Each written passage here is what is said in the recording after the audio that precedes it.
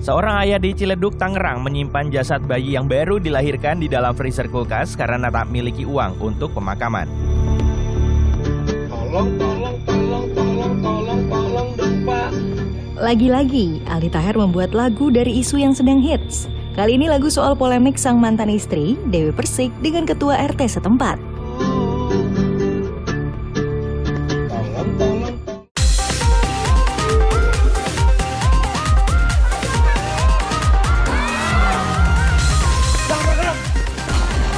Mohon maaf sebesar-besarnya kepada istri saya.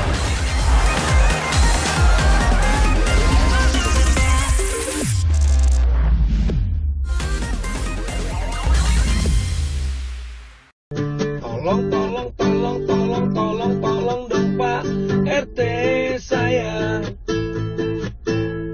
Aku minta tolong pindahin sapiku. Inilah lagu terbaru Aldi Taher yang menyoroti tentang polemik sang mantan istri, Dewi Persik, dengan ketua RT. DP dan Pak RT sempat terlibat cekcok usai berselisih paham soal hewan kurban. Ada yang marah-marah. Di tengah ramainya perselisihan itu, Aldi Taher tiba-tiba muncul membela Dewi Persik dengan lagunya. Kan cuma minta tolong pindahin sapi doang. Kagak minta tolong pindahin Monas. Bukan Aldi Taher namanya kalau tak pintar bikin sensasi dan mencuri perhatian publik. Lagu ciptaan Aldi Taher juga selalu linear dengan berita terkini. Berikut beragam lagu ciptaan Aldi Taher yang membuat publik geger. Tolong dong Pak. Nisa Sabian, I love you so much. Lagu untuk Nisa Sabian ini juga sempat menggegerkan publik. Lagu ini rilis bersamaan dengan berita yang sempat menerpa penyanyi religi itu. Ketika itu Nisa Sabian memang sedang menjadi bahan perbincangan publik lantaran isu skandal perselingkuhannya dengan Ayus Sabian. Jangan sedih, oh Nisa Sabian. Lesti sayang Rizky Bilar. Rizky Bilar sayang Lesti. Mereka saling mencintai. Ketika rumah tangga Lesti Kejora dan Rizky Bilar tengah terguncang dengan kasus dugaan KDRT, Aldi Taher juga tiba-tiba muncul dengan lagu berjudul Lesti Sayang Rizky Bilar. Tak hanya lagu Aldi Taher yang menggegerkan publik, kasus Lesti Bilar pun sempat trending topik. Bilar bahkan sempat ditahan polisi atas dugaan KDRT. Kasus ini berakhir damai setelah Lesti memaafkan sang suami Rizky Bilar. Saling sayang, saling sayang, saling maaf, saling maaf, saling sayang, saling sayang, saling maaf. Indonesia. Why you don't come to Indonesia? Why you don't come to Indonesia? Why you don't come? Oh Mr. Messi.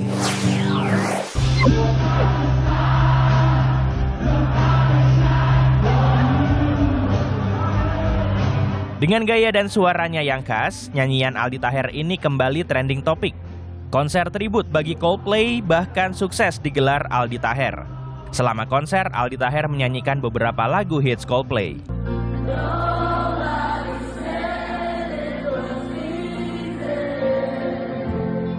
Tiket termahal seharga 100 juta rupiah bahkan laku terjual. Sejumlah publik figur juga hadir untuk menyaksikan konsernya. Keuntungan dari konser 4Play Tribute Concert to Coldplay ini lalu disumbangkan untuk Yayasan Kanker Anak Indonesia. Gua pengen hasil gua nyanyi ini, insya Allah gua mau sumbangin untuk Yayasan Kanker Anak Indonesia. Saya ini pejuang kanker. Saya ini kemo 6 kali. Saya ini adalah bagian dari teman-teman pejuang kanker. Saya pengen memberikan semangat untuk para teman-teman yang berjuang melawan sakit di luar sana, kita bisa bangkit. Ya, aksi donasi ini dilakukan karena Aldi Taher merupakan penyintas kanker. Ia pernah mengidap kanker kelenjar getah bening stadium 2 pada tahun 2016. Hal ini membuatnya harus vakum dari dunia hiburan. Setelah menjalani 6 kali kemoterapi, akhirnya Aldi Taher dinyatakan bebas kanker.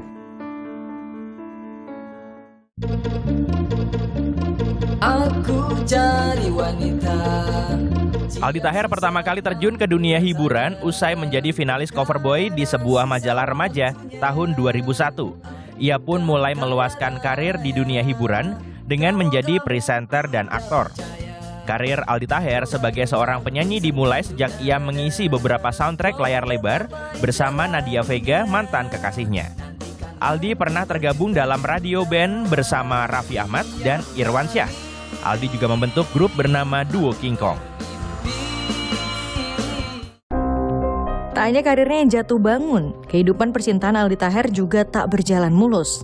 Setelah putus dengan Nadia Vega, Aldi dikabarkan dekat dengan penyanyi dangdut Dewi Persik dan mengaku telah menikah siri pada 4 Juli 2008. Setahun setelah pernikahan itu diresmikan secara hukum, Aldi justru menggugat cerai Dewi Persik pada September 2009. Pada tahun 2014, Aldi menikah dengan Georgia Aisyah, seorang dokter gigi. Dari pernikahan ini, mereka dikaruniai 2 anak. Lagi-lagi pernikahan Aldi Taher harus kandas. Aldi digugat cerai oleh istrinya yang saat itu sedang hamil pada Oktober 2017. Mereka resmi bercerai di tahun 2018 saat Aldi tengah sakit kanker.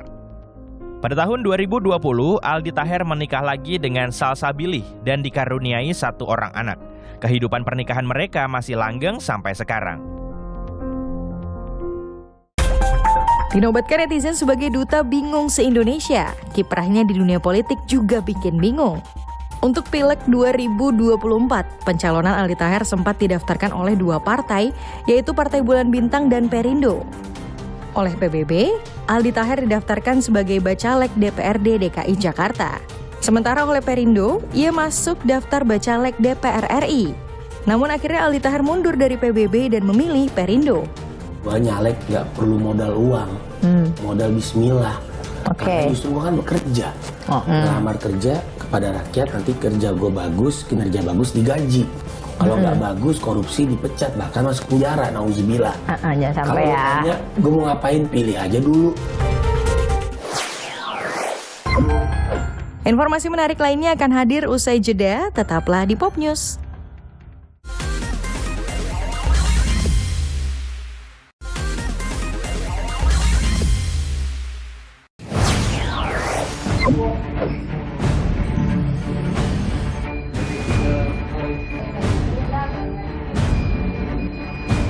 Di papa-papa gitu tuh saya tanya, itu kenapa? Katanya sakit, dia bilang gitu. Ya udah langsung dibawa sama kita.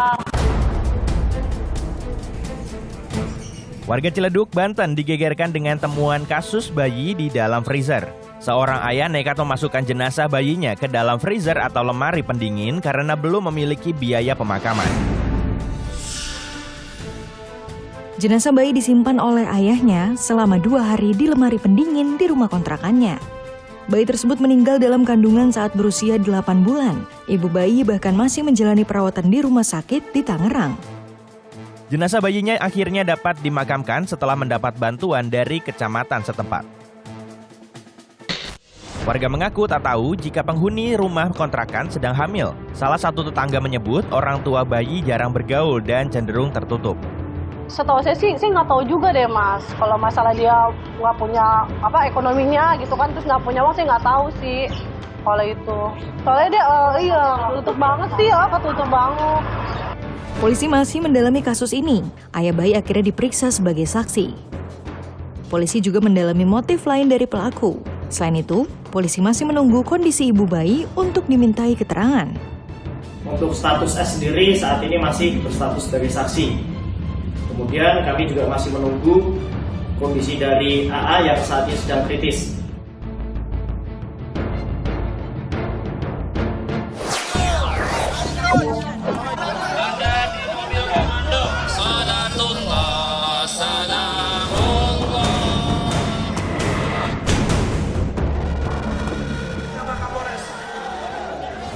Unjuk rasa di depan Ponpes Al Zaitun lagi-lagi ricuh. Aksi saling dorong antara massa dengan polisi terjadi karena para pendemo memaksa mendekat ke depan Ponpes. Dalam demo kali ini, massa meminta Al Zaitun ditutup permanen. Selain demo yang tak berkesudahan, publik juga lagi-lagi dikejutkan dengan ditemukannya 256 rekening atas nama pimpinan Pondok Pesantren Al Zaitun, Panji Gumilang. Temuan ini dibuka oleh Pusat Pelaporan dan Analisis Transaksi Keuangan atau PPATK. Ratusan rekening ini ditemukan menggunakan 6 nama berbeda. Di antaranya Abu Toto Panji Gumilang dan Abdus Salam Panji Gumilang. Ada Abu Toto, ada Panji Gumilang, ada Abdus Salam, pokoknya 6 lah. Dan dari situ semua ada 256 rekening atas nama dia dan 33 rekening atas nama institusi, jadi 289. Ini sekarang sedang dianalisis dari sudut PPATK, apakah ada pencucian uang atau tidak. PPATK juga menemukan 33 rekening menggunakan nama institusi yang terafiliasi dengan Panji Gumilang. Jadi total rekening mencurigakan yang ditemukan PPATK sebanyak 289 rekening. Panji Gumilang diperiksa sebagai saksi kasus dugaan penistaan agama di Gedung Bareskrim Polri pada 3 Juli lalu. Panji diperiksa penyidik selama lebih dari 8 jam. Usai diperiksa, Panji mengaku dicecar 30 pertanyaan oleh penyidik. Panji juga menanggapi soal kemungkinan dirinya ditetapkan sebagai tersangka dalam kasus dugaan penistaan agama. Panji menyebut penyidik belum menyinggung soal status tersangka. Kalau terbukti penistaan agama, terus siap ditetapkan jadi tersangka nggak, Pak? Belum sampai ke sana. Tapi siap nggak, Pak? Siap nggak, Pak? Jangan ngomong siap tidak siap. Urusannya belum selesai.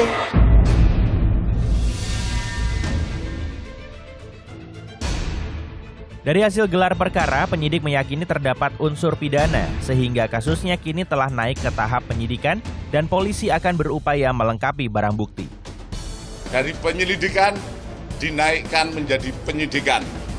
Dan mulai besok, terhitung mulai besok, kami sudah melaksanakan upaya-upaya penyidikan. Perlu kami tambahkan bahwa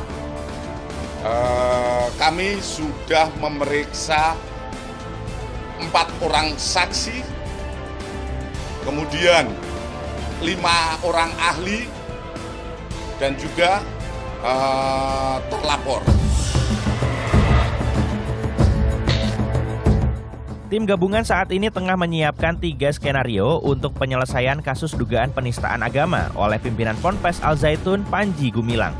Untuk tindak pidana atau masalah hukum akan ditangani oleh Polri. Dalam waktu bersamaan, administrasi pendidikannya pun tetap akan dipantau dan dibina oleh pemerintah. Lalu urusan keamanan, sosial, dan politik yang akan ditangani Gubernur Jawa Barat Ridwan Kamil serta aparat.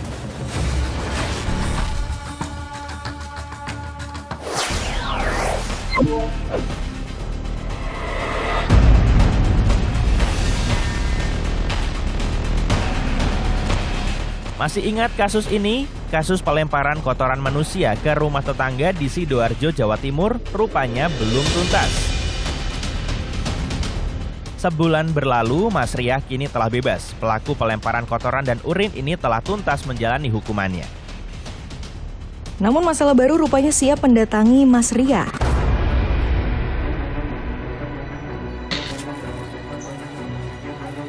Korban yang bernama Wiwik, sepemilik rumah yang dilempari kotoran dan urin ke Mas Riah, berencana melayangkan gugatan perdata pada Mas Riah ke Pengadilan Negeri Sidoarjo. Tidak tanggung-tanggung, Wiwik akan menggugat Mas Riah dengan ganti rugi sekitar 1 miliar rupiah.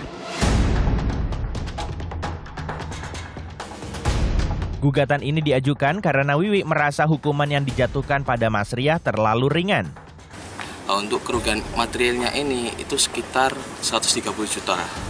130 juta itu melingkupi untuk penggantian pagar rumah, penggantian sofa, terus pengecatan rumah, sama penggantian pembelian karbol. Untuk gugatan yang kerugian imaterialnya itu yang 1 miliar itu berkaitan dengan tentang psikisnya Bu Wiwi serta keluarga, karena kan sejak 2016 sampai 2023 ini kan psikisnya dia kan juga tertekan. Sejak 2017, pelaku melempari rumah tetangganya dengan sampah hingga kotoran manusia. Akibatnya, pagar rumah korban jadi bernoda dan berbau tak sedap. Itu kotorannya apa aja, Bu? Oh, ya macam-macam. Kotoran sayur yang busuk, nasi yang busuk, air kencing, sayur besar, itu uli. Apa yang bekasnya mau sudah beli nasi, pada sendoknya sembarang kaos buang. Setiap hari sampai berapa macam, sama saya itu bosan. Kasus ini bermula saat korban membeli rumah warisan orang tua Mas Riah pada tahun 2016. Tak terima, Mas Riah lalu meneror rumah yang telah menjadi milik korban dengan lemparan kotoran. Mediasi terus dilakukan namun berujung buntu, hingga akhirnya kasus ini dibawa ke jalur hukum.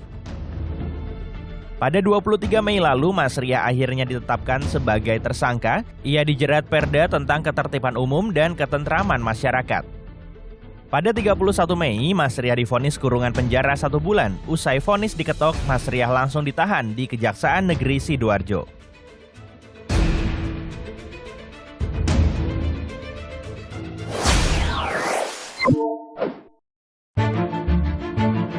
Informasi menarik lainnya akan hadir usai jeda, tetaplah di Pop News.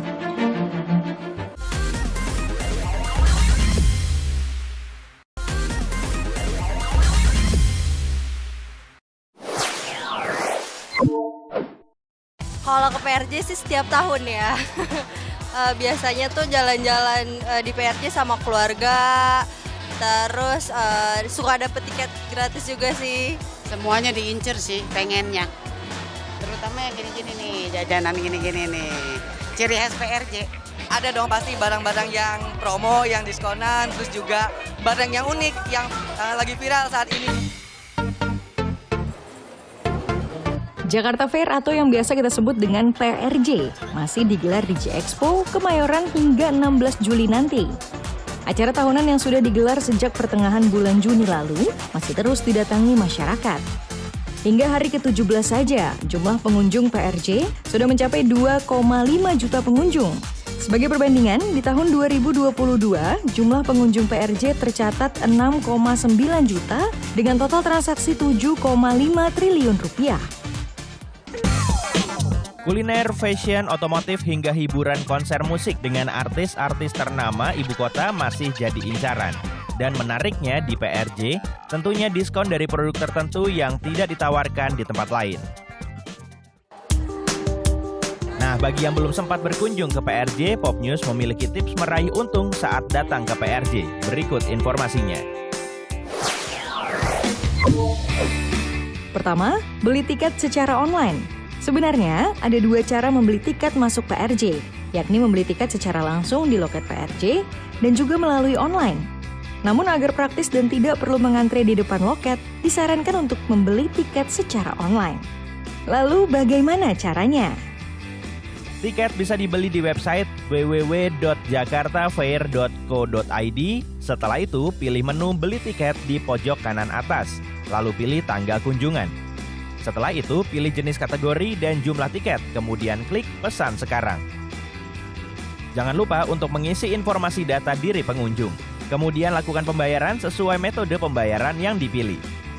Jika transaksi berhasil, maka elektronik tiket akan dikirim ke email yang telah didaftarkan. Nah, jika sudah beli tiket secara online, tinggal menunjukkan barcode dan sudah bisa masuk ke area PRJ. Kedua, disarankan datang di hari Senin. Harga tiket hari Senin hingga Minggu berbeda-beda. Harga tiket masuk ke PRJ hari Senin paling murah, cukup Rp30.000 saja. Selasa hingga Kamis, harga tiket menjadi Rp40.000. Sementara untuk hari Jumat hingga Minggu, harga lebih mahal, yakni Rp50.000. Diskon khusus di hari Senin menjadi siasat pengelola untuk mengurangi kepadatan pengunjung di hari weekend. Yang ketiga, bawa uang tunai. Meskipun sekarang eranya sudah cashless alias non-tunai, namun tim Pop News tetap menyarankan untuk membawa uang tunai. Kenapa? Pertama, karena tidak semua tenan menyediakan pembayaran kris. Kedua, karena pembayaran non-tunai sangat bergantung dengan sinyal provider. Di PRJ ada sejumlah sinyal provider yang terhambat. Tentunya, hal ini menyulitkan dan memperlambat proses pembayaran. Namun, uang tunai bisa disiapkan dari rumah atau mengambil tunai di mesin ATM di beberapa titik di area PRJ. Banyaknya promo dan juga diskon yang diberikan tentunya dapat membuat pengunjung kewalahan dalam membawa banyaknya barang. Maka dari itu, sebaiknya bawalah kantong belanja berukuran cukup besar. Akan lebih memudahkan jika tas besar dilengkapi dengan roda, sehingga tidak akan ada kerepotan dan tidak menjadi berat saat membawa banyak belanjaan. Jika tiket PRJ 2023 sudah di tangan, pengunjung bisa mengambil selebaran yang berisi potongan-potongan voucher untuk ditukarkan di tenan-tenan tertentu. Kamu bisa memanfaatkan voucher-voucher yang ada untuk mendapatkan makanan dan minuman gratis. Caranya mudah, cukup tunjukkan voucher tersebut ke petugas. Udah, tadi udah nuker ya? Udah sih. Udah. Sama apa sih tadi, sosis. Nah, cuma di dalam tas nih. Beberapa tenan di PRJ tahun ini menawarkan diskon besar dan promo menarik dalam periode tertentu, alias flash sale. Nah, jika tertarik membeli barang-barang dengan harga diskon khusus, pengunjung bisa datang di jam-jam yang sudah ditentukan. Selain siapkan isi dompet, siapkan juga fisik yang kuat. Di event tahunan terbesar se-Asia Tenggara ini terdapat 2.500 tenan dan 1.500 booth yang bisa dikunjungi. Belum lagi kalau harus antre saat akan membeli produk-produk viral seperti antrean outlet kuliner all you can eat ini. Gimana? Sudah siap ke PRJ? Oh ya, jangan lupa untuk selalu waspada saat berada di areal PRJ. Selamat berkunjung ke PRJ.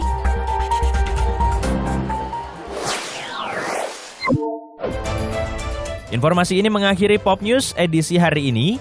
Jangan lupa tetap saksikan Pop News hari Sabtu dan Minggu pukul 9:30 waktu Indonesia Barat. Tentunya hanya di Kompas TV. Terima kasih dan sampai jumpa.